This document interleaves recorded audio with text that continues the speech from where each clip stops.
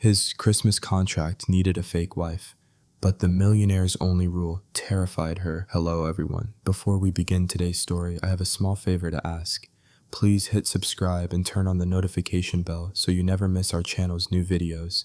It is quick, free, and the best way to support us in bringing you more dramatic stories. Your support means the world to us. Where are you watching from? Drop your city or country in the comments below. Thank you very much. Now let us return to our main character. Snow swallowed Chicago whole that Christmas Eve, turning the city into a white, breathless world where every sound felt muted except for the restless wind clawing at the skyscrapers. On the 68th floor of Cross Tower, one window still glowed against the storm, the lone beacon of a woman who never got holidays off. Lena Hart leaned closer to her monitor, her fingers flying across the keyboard with the muscle memory of someone who had lived too long in survival mode. Deadlines were her Christmas tradition. Anxiety was the closest thing she had to winter warmth. Her phone buzzed. Another missed call from the hospital. Her brother's name glowed on the screen and her heart tightened. She couldn't afford to stop working, not tonight, not ever. At 9:47 p.m. the elevator ding never came. Instead, the VIP doors slid open in total silence. A gust of cold air rolled into the office, scattering her paperwork. Lena looked up and froze. Adrian Cross, the man newspapers called the Blizzard King, stepped into the light. His black coat dripped snowmelt onto the carpet. His hair was wet, plastered to his forehead, and a streak of fresh blood trailed from his cuff down to the back of his hand. He didn't speak. He didn't need to. His presence was a crack in the world, it was sharp, cold, dangerous. Finally, he whispered three impossible words. "I need a wife." The air lodged in Lena's chest. Then came the second blow. "Tonight." She stood so abruptly her chair rolled backward. What? What are you talking about?" Adrian took a slow breath, bracing himself against her desk. Snowflakes clung to his lashes. His jaw trembled for half a second before he forced control back into place. "If I walk into Cross Estate alone tomorrow," he said quietly, "I won't walk out the same." She stared at the blood on his sleeve. "Are you hurt?" she asked. "It's nothing." It obviously wasn't. He reached into his coat and placed a thick envelope on her keyboard. The weight of it landed like a thunderclap. $250,000, he said. "For 4 days. You'll pretend to be my wife during Christmas." Lena's mind fractured between disbelief and indignation. "I'm your assistant," she whispered. "Why me?" He met her eyes with a rawness she'd never seen in him. Not arrogance, not command, but something close to fear. "Because you're the only person in this building who doesn't want something from me." Her pulse hammered painfully. "I can't do that," she said, grabbing her coat. "Mr. Cross, this is insane." He didn't move, didn't blink. Then her phone rang. "Hospital, emergency line." Her stomach dropped. She answered in a whisper. "Is he okay? Please tell me." A pause. "We're trying everything we can." Her brother's fragile life hung in that silence. The envelope on her desk felt like a glowing red lifeline. Rent, medical bills, medication insurance wouldn't touch. Adrian watched her quietly, the storm reflected in his eyes. "I'm not asking for affection," he said softly. "Just performance. 4 days." Her throat tightened. "And there's one condition," he added, "a rule you cannot break." She waited. No questions, no digging, no asking why I need this. Lena's skin chilled. That rule was worse than any no romance clause. It meant the truth was dangerous. She looked at his hand again, those deep, curved marks on his wrist. Someone had clawed him, hard. Her voice cracked. "Who did that to you?" He moved closer, lowering his voice as if the walls themselves were listening. "Don't ask me that." He opened a small velvet box. Inside was a simple, elegant wedding band that caught the fluorescent light and shimmered like frost. "This is real," she whispered. "It has to be." Her hands trembled as he slid the ring onto her finger. The metal was ice cold, sending a jolt straight through her chest. "We leave in 90 minutes, he said. "Pack light, only things a wife would bring." She blinked. "Adrian, what am I walking into?" His jaw tightened. "A house that smells like Christmas." A pause. "And a family that smells like blood." He turned away to make calls. His voice clipped and controlled again, but Lena couldn't move. The ring felt heavier than metal, like something alive tightening around her finger with every breath. When she returned to grab her laptop, she noticed something she hadn't before. The fabric around Adrian's wrist wasn't just torn, it was shredded, like someone had dug in with their nails and dragged downward. She stared. He froze when he realized what she was looking at. "Whatever you do," he murmured, voice low and bleak, "don't ask what happened tonight." The snowstorm howled against the glass as if trying to break inside, and Lena understood she wasn't being hired for a performance. She was being pulled into a war. The highway stretched into a white void, snow whipping against the windshield like shards of glass. Adrian's jaw was locked in a rigid line, his hands clenched around the steering wheel, as if he were holding the entire car together through sheer will. Lena sat beside him, the warmth of the heater doing nothing to steady the trembling in her fingers. The ring on her hand felt foreign, almost accusatory, as if it were reminding her every few seconds that she had agreed to something her brain still refused to process. For the first 20 miles, neither of them spoke. Only the muffled growl of the engine and the relentless hiss of snow filled the tight space. "You should put on your seatbelt," Adrian said, finally, his voice low and rough, not quite steady. She obeyed immediately, not because he was her boss, but because his tone held a strain she'd never heard before, something brittle like glass under pressure. Another mile passed before she noticed his right hand shaking slightly on the wheel. "You're hurt," she said quietly. "I told you." "It's nothing." "That's not nothing." He exhaled once sharply. "Drop it, Lena." The command wasn't cruel, it was frightened. Lena looked away, swallowing the urge to ask more. She had signed her silence the moment she accepted the money, but silence didn't slow her thoughts. If someone had grabbed him hard enough to leave gouges, then who and why? Just as the questions piled up in her mind, Adrian's phone vibrated on the console. A single name flashed across the screen, Mother. Adrian's knuckles whitened. The phone vibrated again, then again, the name blinking with mechanical insistence. A cold dread slid down Lena's spine. "Do you need to answer that?" "No." He didn't elaborate. He just let the call die, swallowed by the roar of the storm. Minutes later, another name appeared. Brandon. The car drifted slightly before Adrian corrected it. His breath left him in a tight, frustrated hiss. "Who? Don't ask," he said sharply. She pressed her lips together. The rule. No questions. Outside, the icy forest blurred past in streaks of silver and black. Inside, the tension thickened until it became its own kind of weather. After another stretch of silence, Adrian reached into his coat pocket and handed her an envelope thicker than the first.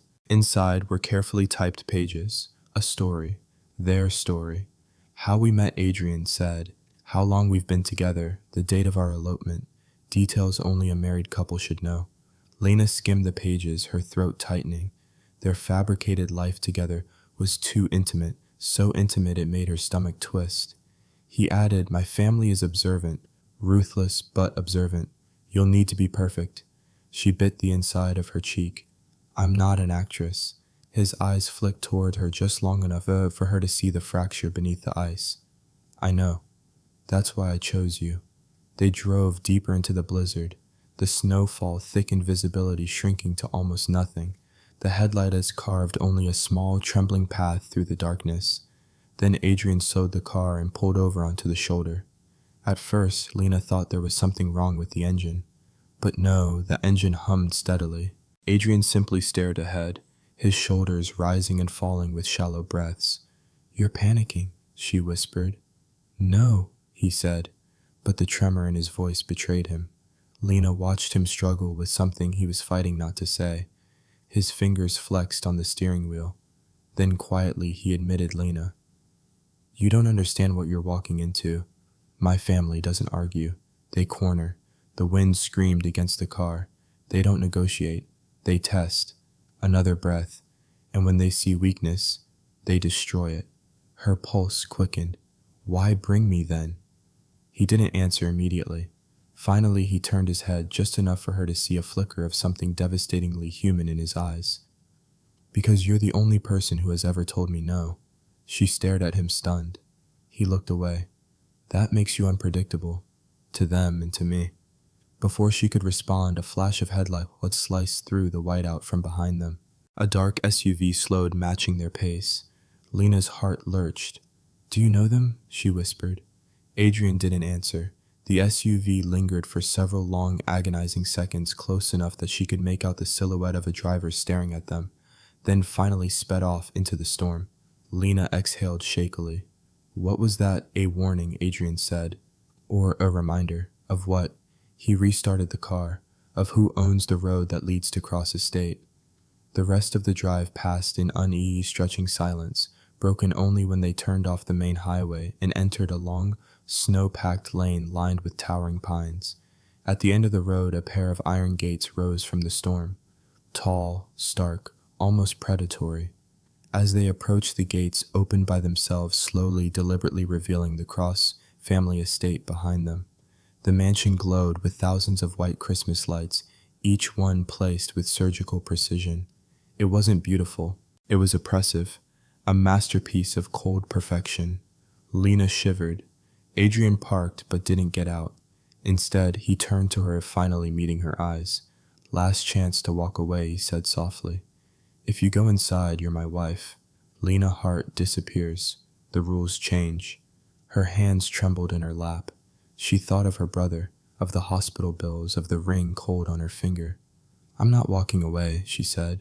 For the first time since she'd met him, she saw something like relief break across Adrian's face, brief, fragile, real. He stepped out into the storm, then came to her side, opened her door, and held out a hand. "Welcome to the Cross Estate," he murmured, "and God help us both." The front doors of Cross Estate opened before they even reached the steps, as if the house itself had been waiting for them. Warm light pooled across the soap-covered stone entry, but it did nothing to soften the cold weight pressing on Lena's chest. Adrian's hand rested lightly on the small of her back, too steady to be casual, too gentle to be calculated. It was the touch of a man preparing for war. Inside, the air smelled of pine-polished wood and something faintly metallic. A woman stood beneath the chandelier, still as a portrait. Her silver hair was swept into a knot so tight it seemed to pull her cheekbones upward. Her eyes, sharp, pale, unblinking, didn't go to her son first. They went straight to Lena. "You're late," she said, her voice smooth enough to cut glass. Mother Adrian replied with a diplomatic nod. "This is Lena, my wife." A ripple of tension passed through the hall, like the house itself exhaled in disbelief. Eleanor Cross's smile tightened by a single millimeter. "Wife," she repeated as if testing the shape of the word against her palate. "How festive." She stepped closer, her gaze sweeping down Lena's coat, her shoes, her hands. Not a single detail escaped her. Then her gaze caught on the ring. The smile froze. "Oh," she murmured. "That ring." Lena felt her blood chill. Adrian's hand on her back pressed firmer. "It's exactly what I wanted," he said, tone carefully even. Eleanor folded her hands. "How sentimental of you." Before Lena could decipher the meaning behind that remark, more footsteps echoed down the staircase. A striking woman in a fitted velvet dress descended with the grace of someone trained for grand entrances. Her hair was a cascade of dark curls, her expression gleaming with predatory delight. "Clara Cross. So the rumor is true," she said, her voice like silk, wrapped around a knife. "Baby brother finally found himself a bride." Her gaze slid to Lena with slow relish. How adorable. A tall man followed behind her, broad-shouldered, handsome, in an arrogant way. He took Lena's hand without being invited. "Elias Cross," he introduced himself. "Oldest brother. Congratulations, I suppose." He didn't release her hand until Adrian stepped between them. "We're tired," Adrian said smoothly. The drive was long. Eleanor smiled again, the smile of a woman who never loses a game she designed. "Of course it was. Let's get you both settled." She turned, gliding down the hall with quiet authority. As Adrian led Lena after her, he whispered, "Don't react.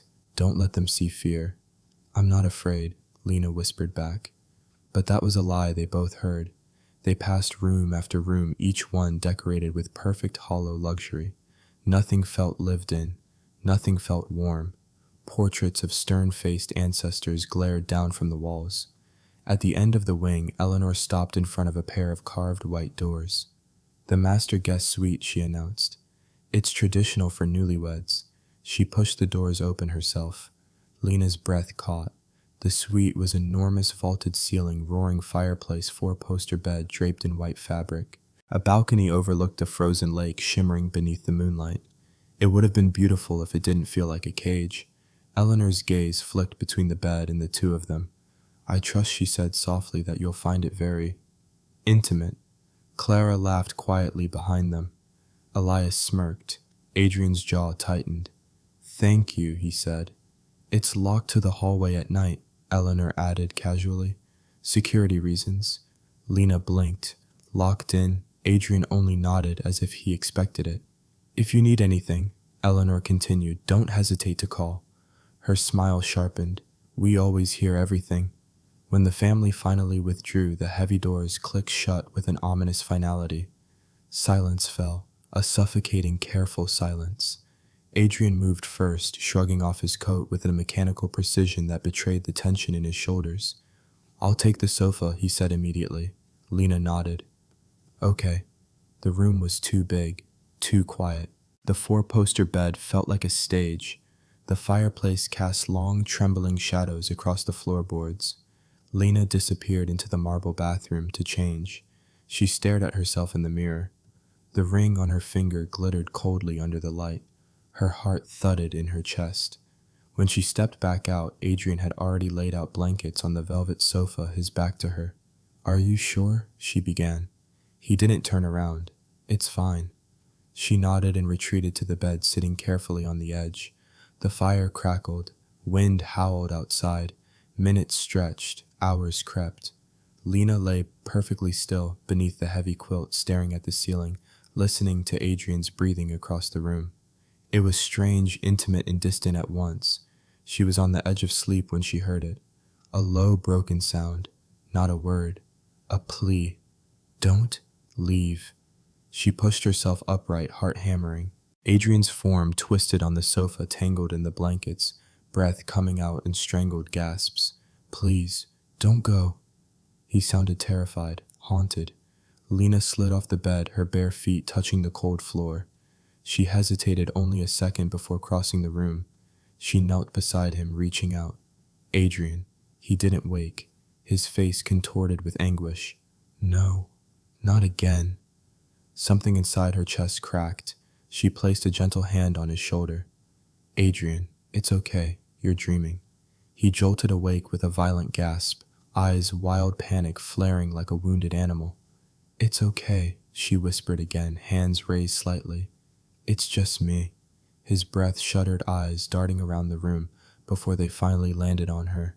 Recognition softened the terror, but only barely. They didn't speak. They didn't need to.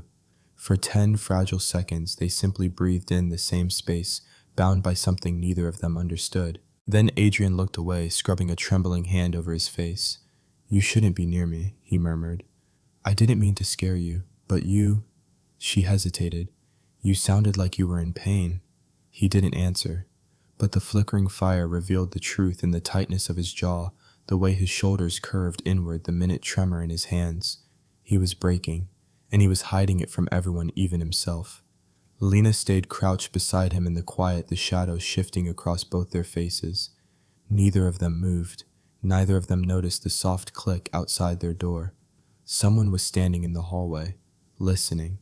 Morning filtered into the suite in pale, icy streaks, illuminating the frost that had gathered along the balcony doors overnight. Lena blinked into wakefulness, the heavy quiet of the room settling around her like a weight. For a moment she forgot where she was, forgot the mansion, the lie, the ring. Then she heard the faint clink of porcelain. Adrian stood near the fireplace, already dressed, already composed, holding a steaming cup of coffee. He looked as if he had been awake for hours. "Good morning," he said without turning. His voice was steady again, cool, distant, the opposite of the broken man she'd knelt beside in the night. Lena slipped out of bed, tugging her sweater around her shoulders. "Morning. You should eat something before we join the family." He gestured to the tray on the small table. "They'll expect us downstairs in 20 minutes. Expect. The word felt heavy. Lena approached the tray, hands trembling slightly as she lifted the lid. Fresh pastries, fruit, warm oatmeal. None of it looked inviting. Adrian watched her for a moment, then looked toward the window. They will test you today. Her stomach nodded. Test me how? He didn't answer directly. Just remember what we rehearsed, that we met at a coffee shop, that it was mutual, that we eloped because we wanted privacy. Her voice felt thin, brittle. He nodded once. And whatever they say, don't respond emotionally. That's the trap. Before she could ask more, a soft bell echoed through the hallway. Breakfast. Adrian offered his arm. Ready, she swallowed. No. Good. His lips twitched with a humorless smile. Only fools feel ready in this house. The dining room looked like something ripped from a museum mahogany table, stretching nearly the entire length. Crystal chandeliers glittering overhead, garlands of white roses and evergreen intertwined like a too-perfect tableau. Every cross was already seated, Eleanor at the head, Elias and Clara on either side. A few extended relatives Lena hadn't met, all turned their heads in eerie unison as she and Adrian entered. The scrutiny was suffocating. Adrian pulled out her chair with controlled grace, and she forced herself to smile politely. Eleanor's voice broke the silence. Sleep well, Lena nodded. Yes, thank you. Clara's smile curled like smoke. Really, the sweet can be overwhelming, especially for someone who didn't grow up with such luxury. Elias chuckled into his coffee. Adrian didn't respond, but his hand slipped beneath the table and brushed Lena's fingers just once enough to steady her. Eleanor lifted her fork. Tell us again how you two met. Adrian answered first. At a cafe. I spilled coffee on her. Clara hummed. Such a charming accident, Lena added. We kept seeing each other there. Things happened naturally. So naturally, Clara said sweetly, that not even Adrian's longtime girlfriend knew. The room stilled. Every head turned. Lena's breath caught. Adrian went rigid beside her. Clara leaned forward, eyes gleaming. Oh, he didn't tell you. He was seeing someone for almost a year. Very devoted relationship. Very serious. Eleanor added lightly. We all expected an engagement. A flush crept up Lena's neck. She wasn't sure what expression she was supposed to wear: hurt, surprise, jealousy. Adrian's jaw tightened. Clara, enough. She shrugged, swirling her grapefruit spoon idly. Just trying to get to know my new sister-in-law. The servants entered to refill glasses, but the tension smothered everything else. Then Elias cleared his throat. Tell me, Lena, are you the type to sign a prenup, or do you prefer blending finances? A blade disguised as a question. Adrian spoke before she could. Our finances are separate. Entirely. Clara raised a brow. Really, you trust her that much? I do, he said sharply. Lena forced herself to breathe. The entire breakfast felt like walking barefoot across broken glass. Near the end of the meal, Eleanor dabbed her lips with a napkin. Lena, dear, I'd like a word with you. Alone. Adrian stiffened. Mother, it's a simple conversation. Clara smirked. Elias leaned back, enjoying the show. Eleanor rose gracefully. Lena stood, heart pounding, and followed her into a quiet side parlor lined with portraits. Once the door closed, Eleanor turned, hands clasped lightly. You're a pretty girl, she began. Soft around the edges, kind eyes.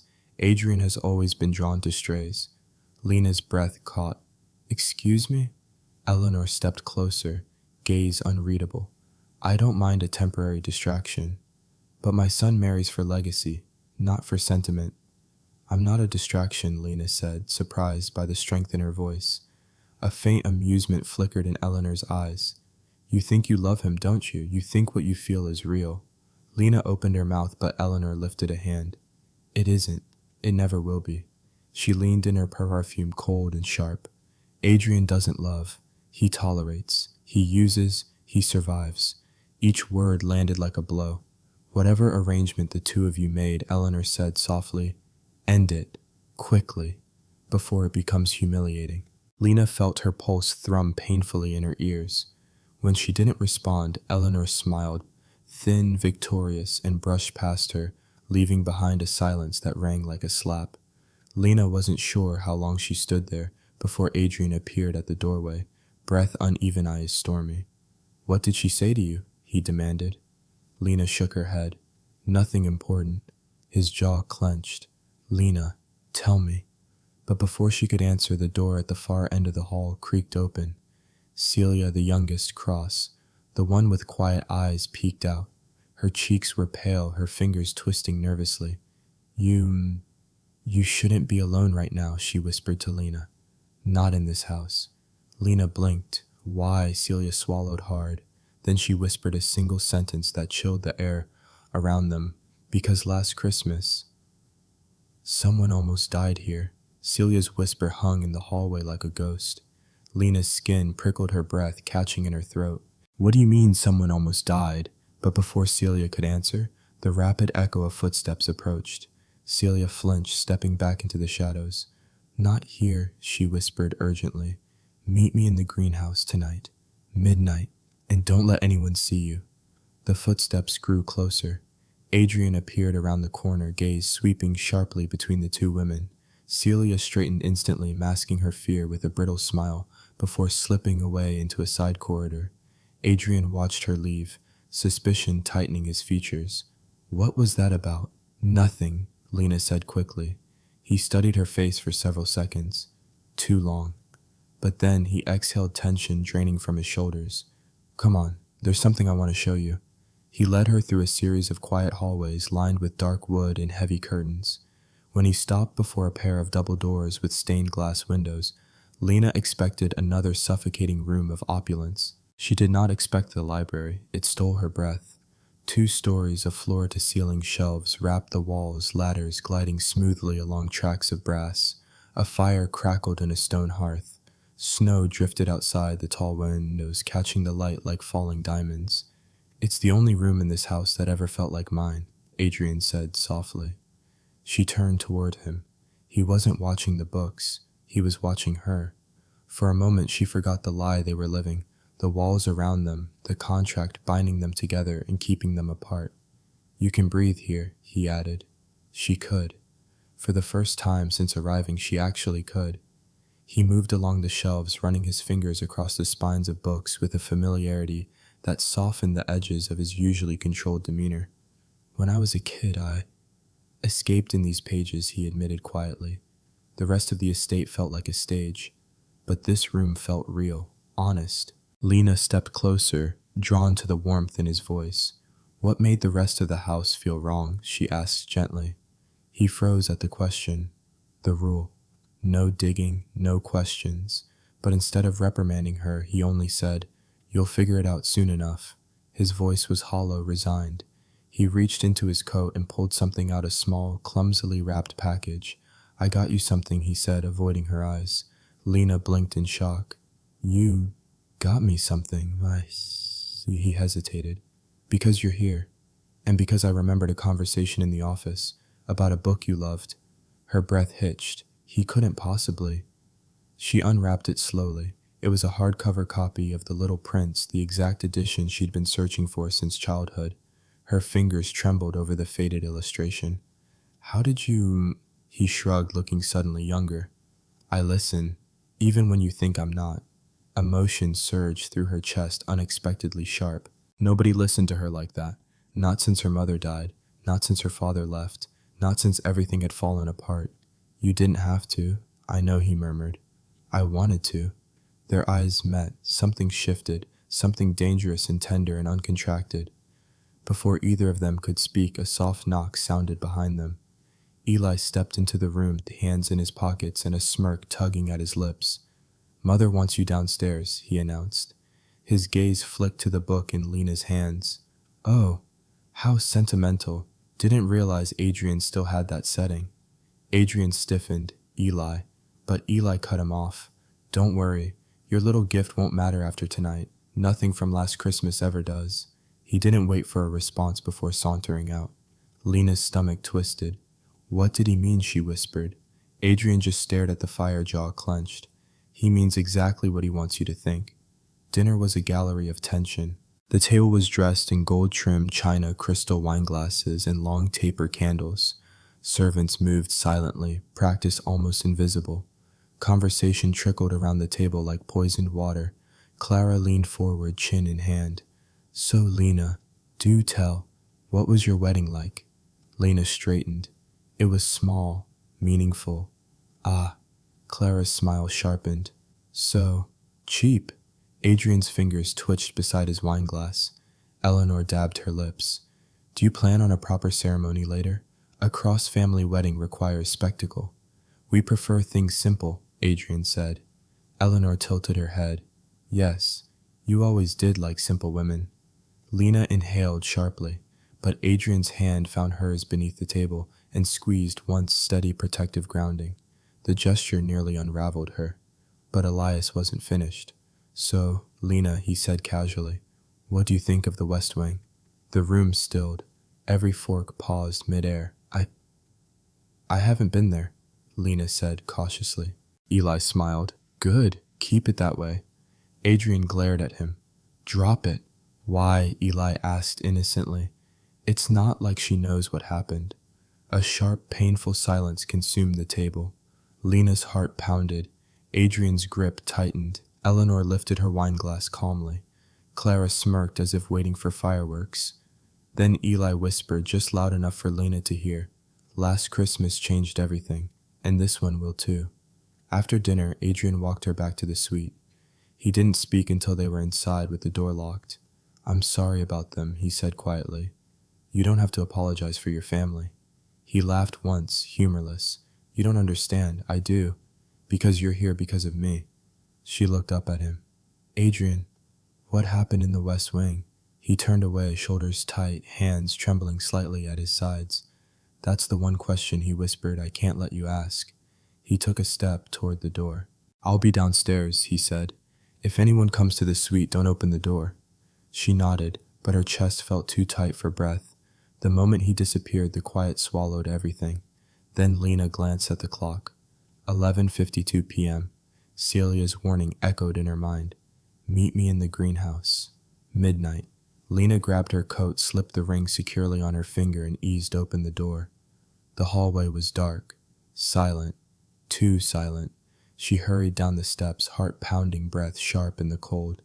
Midnight snow fell heavily through the glass ceiling of the greenhouse, coating the plants in a shimmering frost. Celia stood in the center, arms wrapped around herself, eyes wide with fear. When she saw Lena, she rushed forward. Thank God you came. I don't have much time. Celia, what's going on? Celia's voice trembled as she spoke. Last Christmas, Adrian didn't almost die by accident. He was targeted, and whoever did it, she swallowed hard, is still here in the house. Snow clung to the glass walls of the greenhouse like a desperate second skin muffling the world outside. Inside, Lena felt the cold seep straight into her bones, but it was nothing compared to the ice sliding down her spine after Celia's confession. Targeted, Lena whispered. By who? Celia shook her head frantically. I don't know everything. I wasn't supposed to hear anything. But last Christmas... Adrian wasn't the only one in the West Wing. Who else was there? Celia wrung her hands, pacing in anxious circles. I heard Mother arguing with someone. I heard shouting. And then her voice broke. And then I heard a crash. Lena's pulse thudded painfully. A crash. A window shattered. Something heavy hit the floor. And Adrian screamed. Celia covered her mouth. When I ran to the hallway, Brandon dragged me away. He said if I opened that door, I would ruin everything. Everything, Lena echoed shakily. What did he mean? I don't know. Celia grabbed her hands. But I know this Adrian didn't fall. He didn't slip. He didn't crash his car alone. Something happened inside that wing before the ambulance arrived. Lena swallowed hard. And your mother covered it up. Celia let out a shuddering breath. Mother covers everything. The Cross name can't have scandal. It can't have weakness. And it definitely can't have betrayal. Her fingers tightened around Lena's. But I think someone betrayed him. A gust of wind howled against the greenhouse roof. The lights flickered. For a moment, both women froze. Do you hear that? Celia whispered. A soft crunch of snow outside the door. Someone was there. Lena's heart leapt into her throat. Celia shoved her toward the far wall. Hide, she hissed. Now. The door creaked open, slow and deliberate. Lena ducked behind a tall planter, pressing her back against the cold metal peeking through the leaves, just as a shadow passed into the greenhouse. Brandon.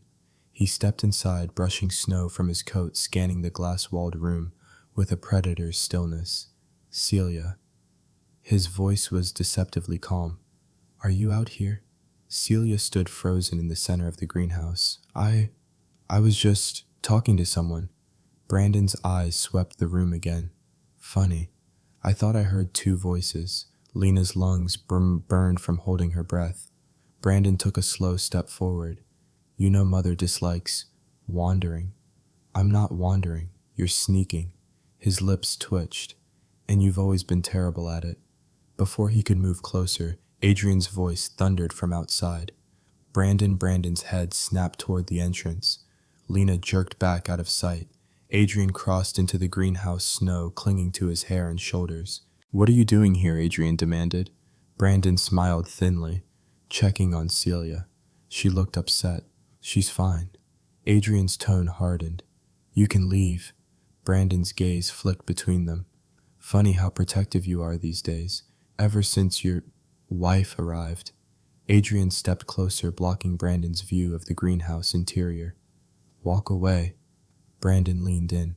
Careful, little brother. You're forgetting your place. No, Adrian said, voice low and dangerous. I think you're forgetting I don't belong to this family anymore. Something flickered in Brandon's eyes, anger sharpened by something darker. Then he retreated, brushing past Adrian with deliberate force. When he was gone and his footsteps faded into the snow, Adrian turned to Celia. What happened? Celia shook her head. Nothing. I was just getting fresh air. His eyes narrowed. Celia, I'm fine, she insisted. Just tired. Adrian didn't believe her, but he let it go. Celia slipped past him and hurried toward the mansion, leaving him alone in the greenhouse. Or so he thought. Lena stepped out from behind the planter. Adrian's breath hitched when he saw her. Relief and fear collided in his eyes. What are you doing out here? I told you not to wander alone. You're one to talk, she whispered, stepping closer. You nearly got caught. He ran a hand through his hair. If Brandon saw you, if my mother knew you were digging. I'm not digging, Lena said. I'm trying to stay alive. His jaw tightened. Adrian, her voice softened. What happened last Christmas? His expression fractured for a moment, pain flashing through his eyes like lightning behind clouds. He turned away. I don't remember, he said quietly. Not clearly, just fragments, ice, blood, someone calling my name. A hand, he swallowed, a hand pushing. Lena's breath left her. Pushing, she repeated. He didn't answer. Instead, he pressed a hand against his temples, wincing. It's like trying to grab smoke. Every time I get close, it slips away. She touched his arm gently. Then, maybe, you need to stop running from it. His breath shuddered. You don't understand. I made a rule for a reason. That you and I can't dig into the truth. That neither of us can afford to fall into something real, he corrected softly. Her pulse jumped.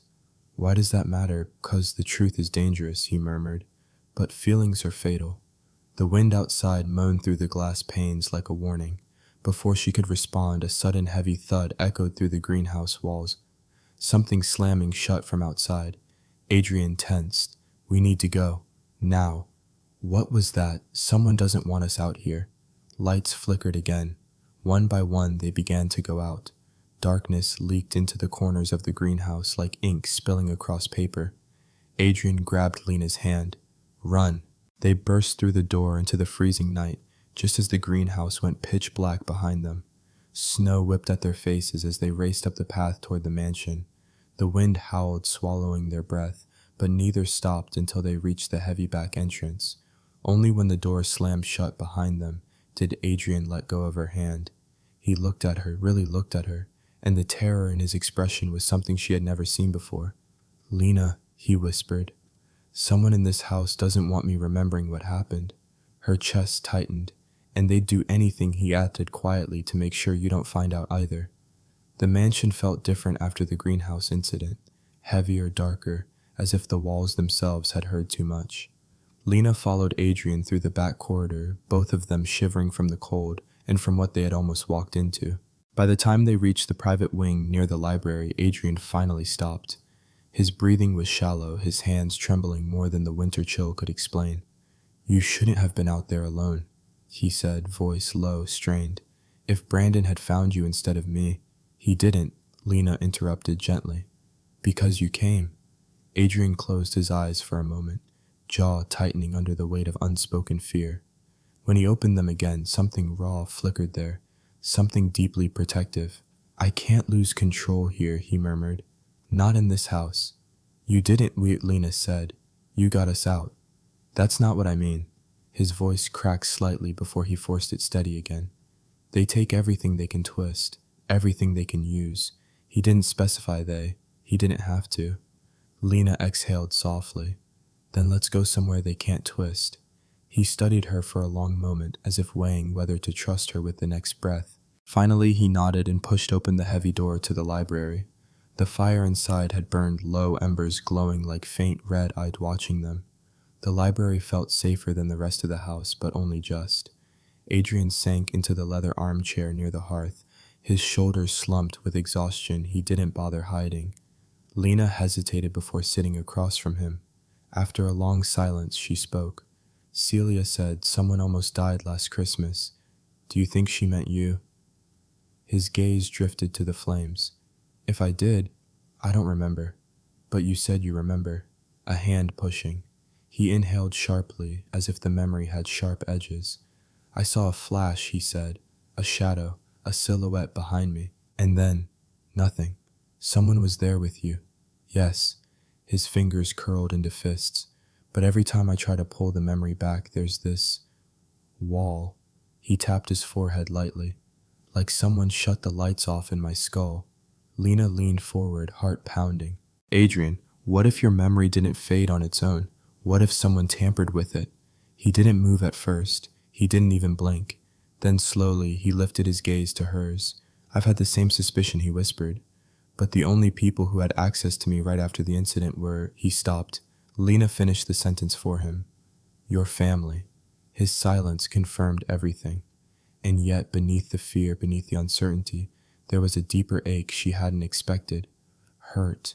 Betrayal. Why would they do that, she asked quietly. He shook his head. Power. Control. Image. Take your pick. She swallowed. So this... marriage ruse. It's about protection. Adrian looked at her, not cold, not distant, but exposed in a way she had only glimpsed in fleeting cracks. It's about survival, Lena.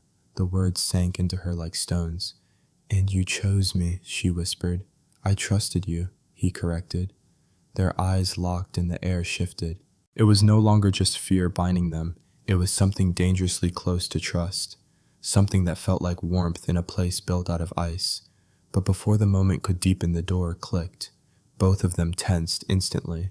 Clara stepped inside without knocking, draped in a satin robe that shimmered in the firelight. Her smile was lazy, but her eyes were sharp. Oh, she purred. Cozy little scene you've got here. Adrian straightened, every trace of vulnerability vanishing. Do you mind? I never mind when things are interesting, Clara said, stepping further in. Mother is looking for you. Something about finalizing the guest list for Christmas Eve. Adrian sighed. Of course she is. Clara turned her attention to Lena. You look pale, she said innocently. Cold, nervous, or out of place. Lena held her gaze. I'm fine. Clara smirked. You know you're prettier up close than I expected.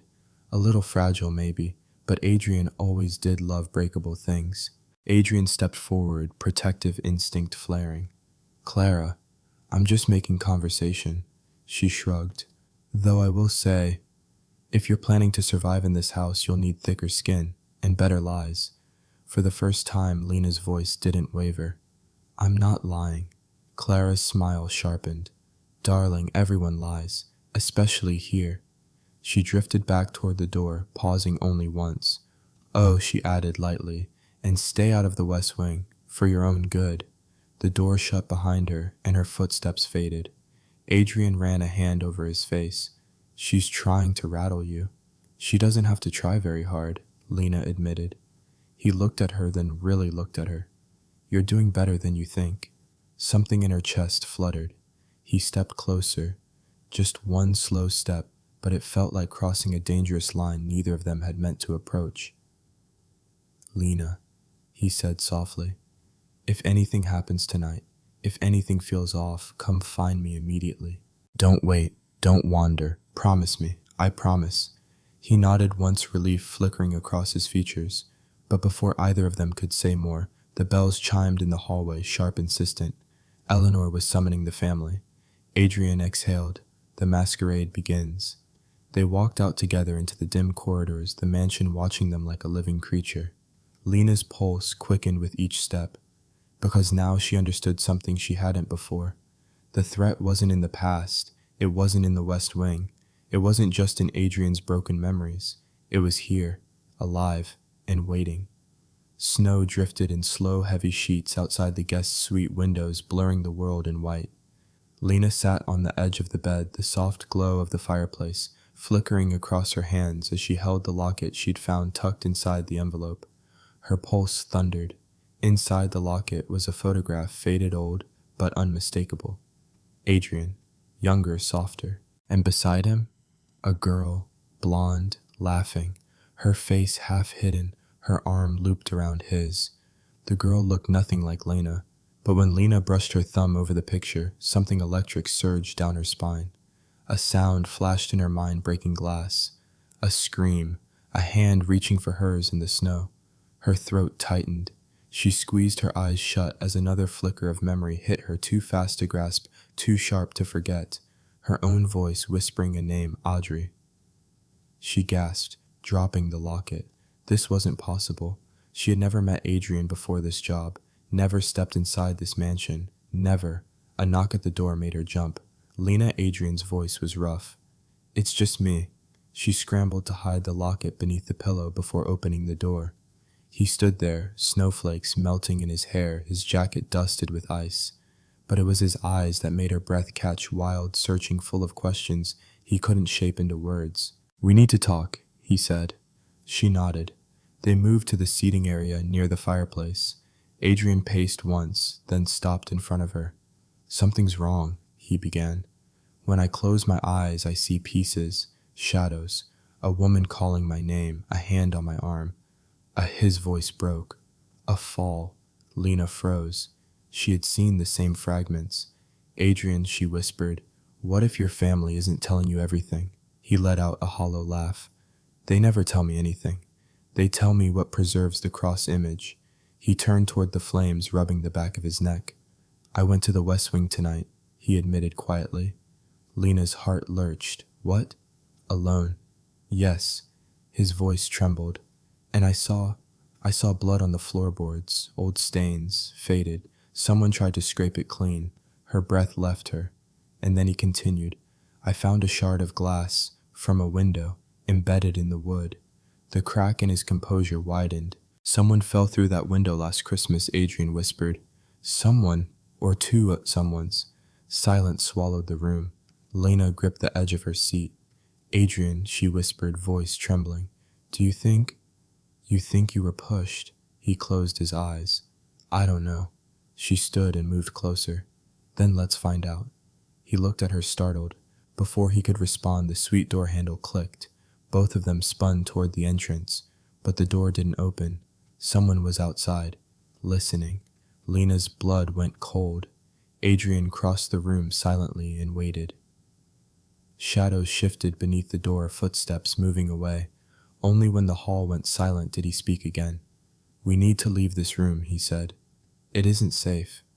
He led her through a hidden panel behind the wardrobe into a narrow servant passageway, lit only by a single dim bulb. Dust floated in the air.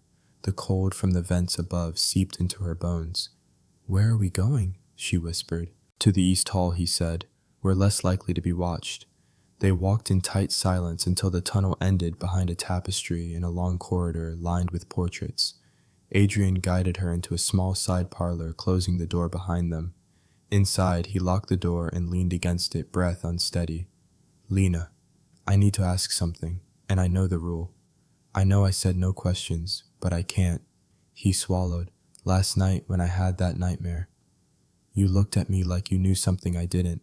Lena's heart pounded. She should lie. She should protect herself. She should run.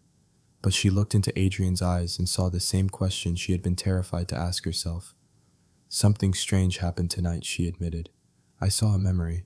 I remembered snow and you. His chest rose sharply. Me, yes. What did I say? Lena hesitated. Her voice trembled. You said, Elena, don't leave me. Adrian's entire body went still. Elena, he repeated, tasting the name like a ghost. Does that name mean anything to you? Lena whispered. Adrian turned away, pressing a shaking hand to his forehead. I don't know. It feels like something buried, something I'm not allowed to remember. Not allowed. Lena stepped close. By who? He didn't answer, because they both knew who.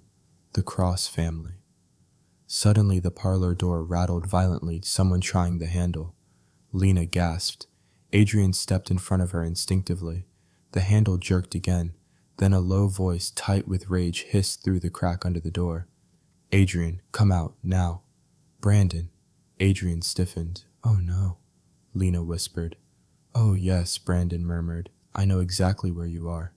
Adrian's grip tightened around her wrist. We have to run, he breathed. How? He's right outside. A heavy thud hit the door, making the wood shudder. Then another. He was trying to break in. Adrian pulled Lena toward the back exit. Once we're in the courtyard, he said urgently, Don't stop. Don't look back. The door splintered behind them. Brandon shouted, If she remembers she dies. Lena's heart stopped. She didn't have time to think. Adrian shoved the back door open, dragging her into the freezing night as snow hammered down around them. They ran across the courtyard, breath white in the air, feet slipping on ice, the Cross mansion looming behind them like a hungry beast. Halfway across the yard, Lena staggered. Her vision flashed white. Snow, glass, hands slipping apart. A scream, her own. She gasped and collapsed to her knees. Adrian caught her before she hit the ground, his arms wrapping around her voice, shaking. Lena, stay with me, but she could barely hear him. One phrase echoed through her mind like thunder. I didn't just see Adrian fall last Christmas. I fell with him. Snow swallowed the courtyard in a blinding white haze as Lena clung to Adrian's coat, her breath shallow, her vision spinning. The memory she had fought for days, weeks, months finally crashed through her like a tidal wave. She wasn't imagining the fall. She remembered it. Adrian's arms tightened around her as she struggled to stay upright. Lena, talking to me. What did you see? Her lips trembled. I was there. He froze. There where? Last Christmas, she whispered, voice cracking. The West Wing, the window, the fall. I was with you. I was right there. Adrian's breath left him in a broken sound. Before he could speak, the courtyard doors burst open. Brandon stormed out, snow swirling around him like a shadow given shape. His eyes burned with panic, not anger, not rage. Panic. Adrian, he shouted. Don't listen to her. Don't let her drag you back into this. Adrian shielded Lena behind him, his voice low and deadly. She didn't drag me anywhere. I've been trying to remember all year. And who do you think buried the truth? Brandon snapped. Why do you think you woke up in a hospital bed with half your memory gone? Adrian's eyes narrowed. You. It wasn't just me, Brandon hissed. I saved your life. I saved the family. And if you'd listened for once. A new voice cut through the storm. Enough. Adrian Cross stepped into the courtyard wrapped in a dark wool coat, her silver hair shining like frost under the lanterns. Clara and Elias followed at a distance. Lena felt the air grow colder, not from the snow, but from Eleanor's presence. Mother Adrian said sharply, Stay back. Eleanor ignored him. Her gaze moved to Lena, calm, assessing, merciless. So she murmured, You finally remembered. Adrian stiffened. You knew. I know everything in this house, Eleanor replied, including which memories are inconvenient. Lena felt the implication like a punch to the chest. You erased my memory, Adrian said. It wasn't a question. We protected you, Eleanor corrected. You were spiraling, obsessed, reckless, that girl. Her eyes flicked toward Lena was pulling you away from the Cross legacy. She was a danger to you. A danger, Adrian's voice rose. I loved her. The world held its breath. Eleanor's expression didn't change. Exactly. Lena's heart stopped. He loved her. Before she could process it, Brandon stepped forward. Mother, don't tell him everything. He's not stable. You pushed us, Lena whispered suddenly, the memory bursting fully into focus. Last Christmas at the window you were there. You were shouting at Adrian, and when I reached for his arm, you grabbed mine and shoved us both backward. Brandon's face drained of color. You're remembering it wrong, he stammered. I tried to stop you. You pushed us, she repeated, firmer this time. You pushed him through the glass. Adrian's eyes widened with horror. Brandon, tell me that isn't true. Brandon's breath stuttered. You were ruining everything. I was trying to save the family. I didn't mean for you to fall. I grabbed her, she slipped. You pushed us, Adrian whispered, voice breaking. Both of us. The truth fell like snow, but hit like stone. Eleanor didn't flinch. We cleaned it up, we handled the aftermath, and we moved on. You were never supposed to remember. Adrian's face twisted, not in fear, but in a rage Lena had never seen in him. You don't get to decide my life, he said. Not anymore. Ari stepped forward, almost urgently. Adrian, brother, mother did what she thought was right. No, Adrian said, voice shaking. She did what she thought was convenient. The courtyard fell into silence. Only the snow spoke, settling gently over the wreckage of truth. Adrian turned to Lena, cupping her face with trembling hands. I remember you, he whispered. I remember everything. You were laughing that night. We were supposed to leave the estate together, start over. Tears blurred her vision. We were. I lost you, he said. And then I lost myself. He pressed his forehead to hers. But not again. Adrian Eleanor snapped, choose carefully. If you walk out of this house with her, you turn your back on everything. Your inheritance, your position, your name. He didn't even look at her. I choose her, he said simply. Brandon swore under his breath. Elias looked shocked. Clara rolled her eyes, annoyed she'd lost the final twist. Eleanor's face remained perfectly still. So be it, she said quietly. The Cross name no longer needs you. Adrian let out a slow breath as if unshackled. Then I no longer need it, he replied. He took Lena's hand. Let's go. The drive away from the estate was silent at first, exhausted, weighted, but strangely peaceful. The snowstorm softened behind them. Adrian's hand stayed locked in hers the entire time, as if he feared she would disappear if he let go. When they reached the main highway, Lena finally spoke. Where do we go now? Adrian looked at her with a soft, tired smile. Anywhere that isn't Cross Estate. She laughed, small, disbelieving, healing. He lifted her hand to his lips. This time he murmured, I'm not losing you. Not to them, not to fear, not to the past. She leaned against him, heart swelling.